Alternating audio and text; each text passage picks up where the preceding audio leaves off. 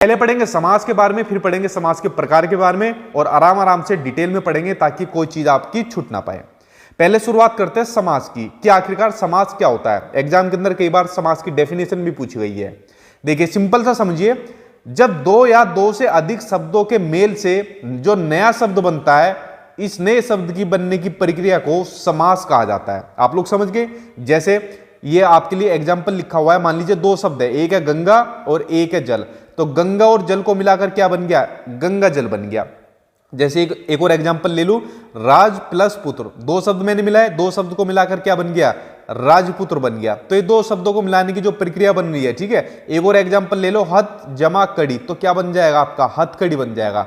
तो ये जो प्रक्रिया है, दो शब्दों या दो से ज्यादा शब्दों से जो नया शब्द बनना है, जो ये नए शब्द बने हैं, गंगा जल हथकड़ी राजपुत्र, इसकी प्रक्रिया को ही समास कहा जाता है। एक बात तो आपके लिए जाननी महत्वपूर्ण होगी। दूसरी बात, एक और महत्वपूर्ण बात इसके अंदर जानने वाली है, जो आपके एग्जाम में भी पूछ गई है, जो आपकी जो समास की प्रक्रिया होती है ना, इस समास की प्रक्रिया में जो शब्द होते हैं, जो आपके शब्द होते हैं, उनको छोटा किया जाता है। छोटा मतलब उनको संक्षिप्त किया जाता है, उनका संक्षिप्तीकरण किया जाता है। यह आपके एग्जाम में कई बार पूछा गया है, ठीक है।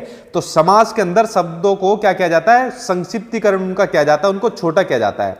जैसे यहां पर बोलेंगे गंगा का जल, इसको छोटा कर दिया, लिख दिया सीधा गंगा जल। राजा का पुत्र, उसको सीधा बोल दिया राजपुत्र। तो देखो शब्दों को क्या कर दिया, उसका संक्षिप्तीकरण कर दिया, यानी शब्दों को छोटा कर दिया। ये भी निशानी होती है आपके समास की, आपके एग्जाम में पूछी जा चुकी है। तो आपको समास क्लियर हो गया। अब बात करते हैं समास के प्रकार की। देखिए समास के आपके 6 प्रकार होते हैं। इन्हीं 6 प्रकार में से एग्जामिनर कोई सा भी आपको उठाकर दे देगा, ना तो मुझे पता है ना किसी को पता है इन 6 में से कौन सा आएगा, लेकिन इनमें से जरूर आपके 1 नंबर का देखने को मिलेगा, ठीक। अब देखिए 6 समास कौन कौन से होते हैं, उनके बारे में पढ़ते हैं डिटेल में। तो 6 समास होते हैं आपके अव्ययी भाव, तत्पुरुष, द्विगु, द्वंद्व, बहुब्रीहि और कर्मधारय समास। अब एक एक करके इनके बारे में पढ़ लेते हैं डिटेल से, ताकि आपको सारे एक ही बारे में क्लियर हो जाए। देखिए पहले बात करते हैं आपके अव्ययी भाव समास की। इसके अंदर आपको 2 बातें जानने जरूरी है। इसके अंदर आपको 2 बातें जाननी जरूरी है, आपका समास कंप्लीट हो जाएगा। इसके अंदर जो पहली चीज होती है, इस समास की जो पहली निशानी होती है, ये जिन शब्दों के प्रारंभ में उपसर्ग लगा होता है, जिन शब्दों के शुरुआत में उपसर्ग आपको मिल जाएगा, समझ जाना आपका अव्ययी भाव आपका समास हो जाएगा। लास्ट वीडियो के अंदर मैंने आपको उपसर्ग और प्रत्यय बताए थे, इसलिए मैं एक सीक्वेंस आपको पढ़ा रहा हूं। पहले आपको उपसर्ग प्रत्यय पढ़ाए, देन उसके बाद आपको समास पढ़ाया, ताकि आपकी ये चीज कवर होती चली जाए और आपका बेस भी स्ट्रॉन्ग होता जाए, ठीक है। तो नहीं देखी तो इस वीडियो को देखना, क्योंकि मैं एक तरीके से आपका तैयारी करा रहा हूं। तो जिन शब्दों के शुरुआत में क्या लग जाता है, उपसर्ग। उपसर्ग मैंने आपको बताया था कि वे शब्दांश जो किसी शब्द के शुरू में जुड़कर उसका अर्थ बदल देते हैं, ये होते हैं आपके उपसर्ग। फॉर एग्जाम्पल आपके ये रहे यहाँ पर अनुपरता, यथा, निर, आ, प्रति, अनु, भर, प्रति, पर, प्रति, ये सब आपके उपसर्ग के आपके एग्जाम्पल है। तो अव्ययी भाव की पहली निशानी हो गई कि इनके शुरू में उपसर्ग लग जाएगा, पहली निशानी आपकी हो गई। दूसरी बात इनकी क्या निशानी होती है, अगर चाहे तो आप इसका एक एग्जाम्पल भी ले सकते हो। अगर मैं इसके एग्जाम्पल देने की बात आऊं तो देखिए इसका सिंपल सा आपको एग्जाम्पल समझना है। इन एग्जाम्पल के अंदर आपको ये देता हूं एग्जाम्पल, प्रत्येक मैंने लिख दिया, तो प्रत्येक किससे मिलकर बन रहा है, प्रति जमा एक, इन 2 से मिलकर बनना है ना, प्रति जमा एक। तो प्रति शुरू में क्या है, प्रति आपका उपसर्ग हो गया, ठीक है। ये आपका एक एग्जांपल हो गया। और ले लो कुछ, भरपूर लिख देता हूं। अगर मैं लिख देता हूं भरपूर या भरपेट, कुछ भी मैंने लिख दिया, तो भर जमा पूर, तो शुरुआत में क्या लग रहा है, भर, तो भर आपका क्या हो गया, इसके अंदर नहीं है, ये आपका ये भी क्या है, भर आपका उपसर्ग आपका। एग्जामिनर आपसे क्वेश्चन यही देगा कि बताइए भरपूर में कौन सा समास है, तो भरपूर में क्या कौन सा समास है, अव्ययी भाव समास है, क्योंकि शुरुआत में उपसर्ग लग रहा है। तो इनकी पहली निशानी तो हो गई कि जिन शब्दों के शुरुआत में उपसर्ग लगा होता है वो अव्ययी भाव समास आपके कहलाते हैं। इसकी दूसरी निशानी आपकी ये होती है कि इनमें जो पहला पद होता है वो प्रधान होता है और वह अव्यय होता है। वो क्या होता है, अव्यय होता है। अब देखिए इसका नाम ही अव्ययी भाव समास है, तो अव्यय क्या होती है, मतलब अव्यय का मतलब ये होता है, इसका सिंपल सी भाषा में समझिए अगर मैं बताऊं, कि जिन शब्दों पर किसी भी एक बार कहो तो मैं लिख भी देता उसको, कि जिन शब्दों पर किसी भी लिंग का या फिर कारक का और काल का किसी भी चीज का प्रभाव ना पड़े, वो कहा जाते हैं आपके अव्यय शब्द आपके कहा जाते हैं। देखो यथा का लिंग बदल लो, ठीक है, कारक बदल लो, काल बदल लो, नहीं बदला जाएगा। जितने भी ये शब्द हैं इनका आप लोग बदल के देख लेना, ये आपके नहीं बदले जाएंगे, तो ये क्या हो जाएंगे, आपके अव्यय आपके शब्द हो जाएंगे, ठीक है। तो आप लोग समझ गए दोनों निशानी। अव्ययी भाव समास की निशानी होती है कि इन शब्दों के शुरुआत में एक तो उपसर्ग लगा होता है और ये क्या होते हैं, इसमें दोनों पहला पद प्रधान होता है और अव्यय होता है। ठीक है, ये डेफिनेशन भी पूछी जाती है। तो पहला समास आपका कंप्लीट हो गया। अब बात करते हैं आपके दूसरे समास की। दूसरा समास आपका तत्पुरुष समास। तो देखिए तत्पुरुष समास में क्या होता है, इसमें दूसरा पद प्रधान होता है। आपके अव्ययी भाव समास में पहला पद प्रधान होता है, इसमें दूसरा पद प्रधान होता है आपके तत्पुरुष समास में।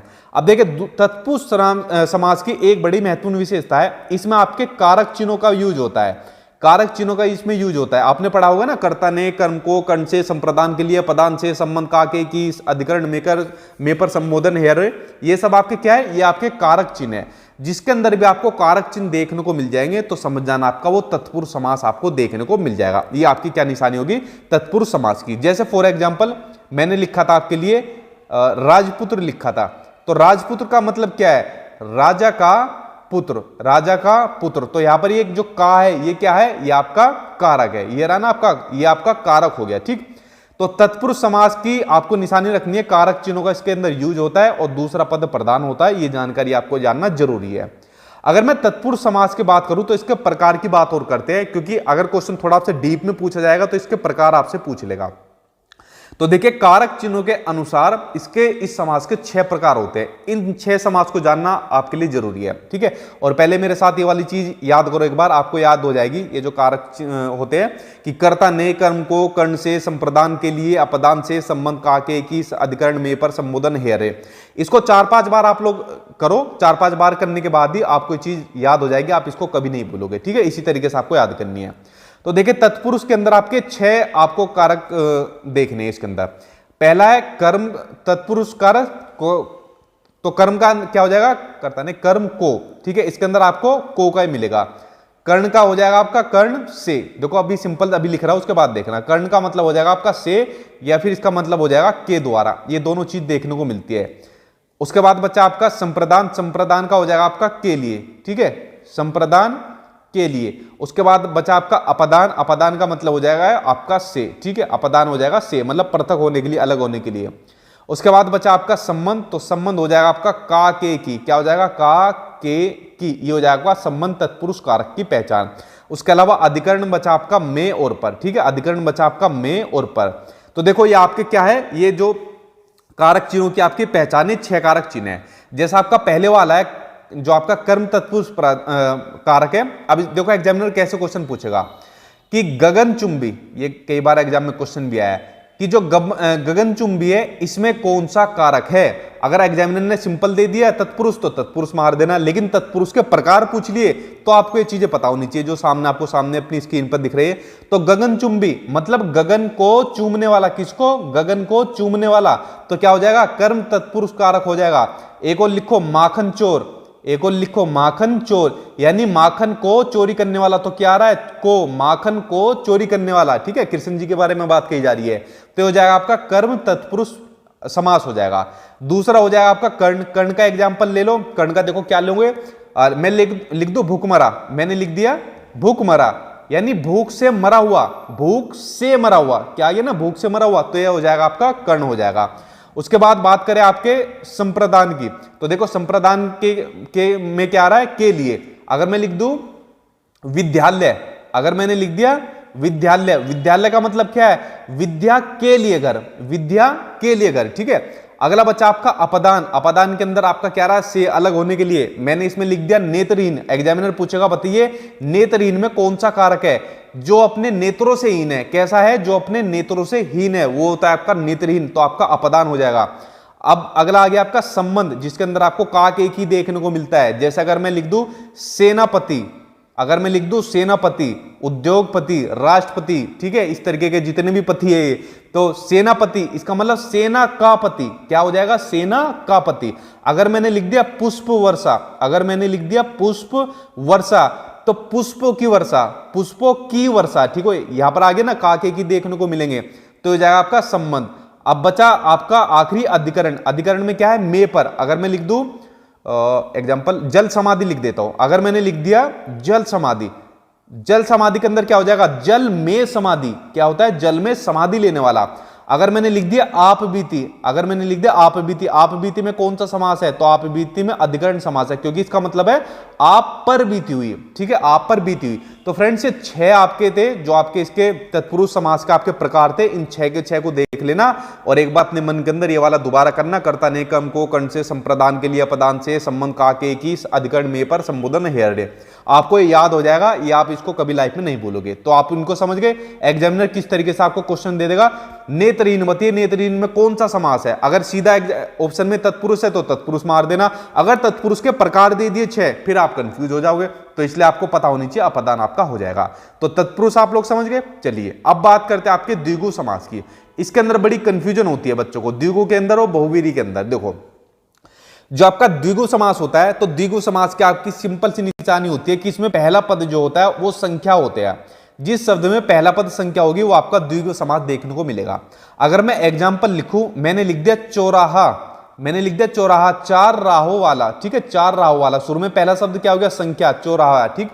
अगर मैंने लिख दिया सप्ताह, अगर मैंने लिख दिया सप्ताह यानी 7 दिनों का समूह, 7 दिनों का, तो पहला शब्द संख्या आ गया ना। अगर मैंने लिख दिया आपके लिए त्रिकोण, मैंने लिख दिया आपके लिए त्रिकोण, 3 कोण वाला, शुरू में संख्या आ गया ना, तो त्रिकोण हो गया। तो द्विगु समास की आपकी निशानी होती है कि जिनका पहला शब्द आपको संख्या देखने को मिलेगा वो आपका द्विगु शब्द होता है। अब देखिए इसके अंदर बच्चे बड़े जो कंफ्यूज होते हैं, जो प्रॉब्लम में पढ़ते हैं, वो पढ़ते हैं आपके ये कुछ शब्दों में। जैसे इसके कुछ अपवाद है, कैसे? त्रिनयन, त्रिनयन मतलब जिसके है 3 नयन। ये बात हो रही है यहाँ पर शिव जी के लिए बात हो रही है। किसके लिए बात हो रही है? शिव जी के। अब देखो यहां पर भी त्रि देखने को मिल रहा है और यहां भी त्रि देखने को मिल रहा है। द्विगु समास के अंदर पहला शब्द संख्यावाचक मिलेगा, लेकिन किसी और शब्द के लिए वो मीनिंगफुल नहीं मिलेगा, किसी और शब्द के लिए अर्थ नहीं देखने को मिलेगा, और खासकर देवी देवताओं के लिए, भगवान के अन्य नामों के लिए नहीं मिलेगा देखने को। तो यहां पर त्रिनयन आ रहा है, इसका सीधा सा मतलब है शिव जी। चतुर्भुज के अंदर शुरू का पहला शब्द संख्यावाचक आ रहा है, लेकिन ये किस शब्द की ओर इशारा कर रहा है? चतुर्भुज, 4 भुजाओं वाला, यानी विष्णु जी को बोल रहा है। उसके अलावा अगर मैंने लिख दिया एक दंत, तो आप क्या होगा सर? एक दंत के अंदर तो एक आ रहा है, ठीक है, तो द्विगु समास हो जाएगा। नहीं, एक दंत किसकी तरफ को इशारा दे रहा है? एक दंत का मतलब कहा जाता है एक दांत वाला, यानी कि गणेश जी को कहा जाता है। एक दंत किसको कहा जाता है? गणेश जी को। अगर मैं लिख दूं दशानन, तो फिर क्या होगा सर जी? दशानन में फिर 10 आ गया, तो इसका मतलब द्विगु हो गया। नहीं, तो देखो ये किसी और की तरफ आपका इशारा कर रहा है। दशानन का मतलब है 10 सिरों वाला, यानी बात हो रही है यहाँ पर रावण की बात हो रही है। तो आप लोग मेरी बात को समझे, ठीक है। तो यही आपके होते हैं द्विगु समास, जिनमें पहला शब्द संख्यावाचक होता है, लेकिन जो आपके ये शब्द दिख रहे हैं ना, ये आपके किसी और अर्थ के लिए आपके लिए जाने जाते हैं। खासकर जो देवी देवता होते हैं, भगवान के दूसरे नाम होते हैं, उनके लिए जाने जाते हैं, ठीक है। तो आप लोग इसको समझ गए होंगे। तो ये आपका द्विगु समास हो गया। अब बात करते हैं अगले समास की। अगला समास आपका द्वंद्व समास। देखिए द्वंद्व समास सबसे आसान समास आपका यही है। क्यों? इसकी सिर्फ एक निशानी है, इसके अंदर आपको योजक चिन्ह देखने को मिलेगा। ये आपका योजक चिन्ह है, ये वाला। जिन शब्दों के बीच में आपको योजक चिन्ह देखने को मिल जाएगा, समझ जाना आपका क्या है, वो द्वंद्व समास है। अब वो कैसे? देखिए मैं एक एग्जांपल आपको देता हूं। अगर मैंने लिख दिया सुख और दुख, एग्जामिनर पूछेगा सुख और दुख में कौन सा समास है, तो सुख और दुख के बीच में क्या आ रहा है? योजक चिन्ह, तो कौन सा हो जाएगा? द्वंद्व समास हो जाएगा, ठीक है। उसके अलावा अगर मैंने लिख दिया लाभ हानि, अगर मैंने लिख दिया लाभ हानि, तो लाभ हानि के अंदर क्या आ रहा है? योजक चिन्ह, लाभ और हानि, द्वंद्व समास हो जाएगा। अगर मैंने लिख दिया भला बुरा, अगर मैंने लिख दिया भला बुरा, तो भला या बुरा, भला या बुरा, ठीक है। आप लोग एक बात देखो, जब इन समास का हम विग्रह कर रहे हैं, यानी इनको अलग अलग कर रहे हैं, तो क्या निकल कर आ रहा है? और निकल कर आ रहा है, या निकल कर आ रहा है, एवं निकल कर आ रहा है, ठीक है। तो द्वंद्व समास के आपको निशानी रखनी है कि इनमें योजक चिन्हों का प्रयोग होता है, और इसमें जो दोनों पद होते हैं वो प्रधान होते हैं, ठीक। दोनों पद इसमें आपको प्रधान देखने को मिलेंगे। सुख भी प्रधान है और दुख भी प्रधान है, लाभ भी प्रधान है, हानि भी प्रधान है, ठीक है। दोनों प्रधान है, दोनों खुश रहते हैं। चलिए बात करते हैं आपके अगले समास की। अगला समास आपका बहुब्रीहि समास, जो मैंने आपको बताया था, जो आपको कंफ्यूजन होती है द्विगु में और बहुब्रीहि समास में। तो बहुब्रीहि समास में आपको 2 चीजें याद रखनी है। इसमें जितने भी आपके नाम देखने को मिलेंगे वो मोस्टली आपके देवी देवताओं के, ठीक है, वो आपके देवी देवताओं के या भगवान के अन्य नाम आपको देखने को मिलेंगे, भगवान के अन्य नाम आपको देखने को मिलेंगे। तो यहां पर भी आपको ऐसे नाम देखने को मिले तो आंख बंद करके आप बहुब्रीहि लगा देना, आपका आंसर सही हो जाएगा, ठीक है। जैसे मैंने आपको बताया था, एक दंत बताया, गणेश जी को कहते हैं, दशानन, ठीक है, रावण के लिए बोला जा रहा था, देवी देवताओं में तो कह रहे नहीं रावण। तो इसी तरीके से आपका हो जाएगा बहुब्रीहि समास हो जाएगा, ठीक। अब देखिए इसके अंदर क्या होता है। ऐसे शब्दों का मेल जिसमें दोनों पद प्रधान नहीं होते, इसमें कोई भी पद प्रधान नहीं होता है, बल्कि क्या होता है, इसमें तीसरे शब्द की ओर संकेत करते हैं। दोनों शब्द मिलकर किसी तीसरे शब्द की ओर संकेत करते हैं, खासकर वही देवी देवताओं या किसी और अन्य नाम के लिए। ठीक है, तो ये होता आपका बहुब्रीहि समास इसके अंदर होता है। इसके अंदर कोई पद प्रधान नहीं होता। ठीक है, चलिए अब देख लेते हैं। इसके एग्जाम्पल मैंने आपको दे ही दिए थे, चाहे तो और लिख सकते हो इसके एग्जाम्पल अगर आपको लिखने हैं। अगर मैंने लिख दिया महावीर, अगर मैंने लिख दिया महावीर, महान है जो वीर, ठीक है, तो महावीर किसको कहा जाता है, हनुमान जी को कहा जाता है। महावीर किसको कहा जाता है, हनुमान जी को कहा जाता है। चतुर्भुज का मैंने आपको बताई दिया, चार भुजाओं वाला विष्णु जी को कहा जाता है, चतुर्भुज विष्णु जी को कहा जाता है। ठीक है, उसके अलावा मैंने लिख दिया प्रधानमंत्री, प्रधान भी प्रधान सॉरी क्या बोल रहा हूं मैं, प्रधानमंत्री। ठीक है, तो प्रधानमंत्री क्या हो जाएगा आपका, बहुब्रीहि समास हो जाएगा। ठीक, चलिए बात करते हैं अब आपके अगले समास की। अगला समास आ गया आपका और लास्ट समास आपका कर्मधारय समास। देखिए कर्मधारय समास की चाहे तो पूरा पढ़ लीजिए, चाहे इसमें सिंपल कर लीजिए। जब हम विग्रह करते हैं, जब शब्दों का विग्रह करते हैं, उनको अलग करते हैं, तो विग्रह करने पर आपको दो शब्द देखने को मिलेंगे। कौन कौन से मिलेंगे, के समान और है जो, इनको याद कर लेना। ये इसकी निशानी होती है आपके कर्मधारय समास की, आपकी निशानी होती है। ठीक है, कर्मधारय समास की निशानी होती है, अलग करने पर आपको है जो और के समान मिलेगा। अब देखिए पहले तो इसकी वो टर्म समझिए जो आपके लिए जानना जरूरी है। इसमें पहला पद विशेषण और दूसरा पद विशेष्य होता है। कभी कभी एग्जामिनर क्या होता है, सीधा आपको इस तरीके की डेफिनेशन देता है और पूछता है बताइए निम्नलिखित में से कौन सा समास है। तो जो चीजें मैं आपको ट्रिक के माध्यम से इजीली वे में पढ़ा रहा हूं वो तो आपके समझाने के लिए, लेकिन जो सामने आपको अपनी स्क्रीन पर दिख रही है लिखी हुई, वो आपके लिए क्या है, वो आपको याद ही करनी पड़ेगी। ठीक है, और समझ जाने याद भी क्या करनी पड़ेगी, तो आपके एग्जाम में सेम एज इट इज उठकर आ जाती है। तो जिसमें पहला पद विशेषण और दूसरा पद विशेष्य होता है वो होता है आपका कर्मधारय।